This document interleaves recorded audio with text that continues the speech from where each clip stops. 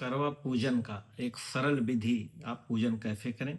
सरल विधान, सबसे पहले आप स्नान ध्यान करें, उसके बाद पूजन स्थान पर बैठें और 3 बार आचमनी कर लें जल से। केशवाय नमः, माधवाय नमः, नारायणाय नमः, हाथ धुल लें। उसके बाद फिर पुष्प लेकर आवाहन करें माता जी का, नवग्रह गणेश सभी देवताओं का बोलिए कि आप हमारे घर पधारिए, पूजन में शामिल होइए। उसके बाद कुछ नहीं करना है, जल लेना है लोटे से और 3 बार जल से जल डालना है, सबके ऊपर छिड़कना है।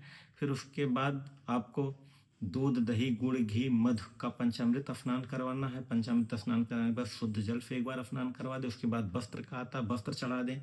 रुई हल्दी का वस्त्र अभी से अभी देवताओं के ऊपर चढ़ा दें। वस्त्र के बाद चंदन लगाना है। चंदन लगाने के बाद आपको फूल माला चढ़ाना है।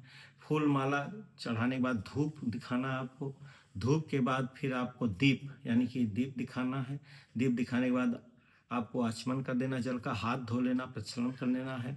हाथ धुलने के बाद आपको नैवेद्य, यानी कि मीठा जो भी हो चढ़ाने के लिए लाए हों, मीठा चढ़ाएं।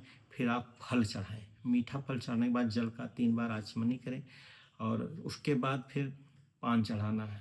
पान, सुपारी, लौंग, इलायची मिलाकर अर्पण करना है। फिर उसके बाद दक्षिणा की बारी आती है। आपको दक्षिणा यानी कि द्रव्य, रुपया चढ़ाना है। उसको चढ़ाने के बाद आपको फूल लेना हाथ में और प्रार्थना कर लेना है। प्रार्थना करने के बाद आप कथा पूजन जो भी करते हैं करवा माता का वो करें। फिर उसके बाद आपको आरती करनी है।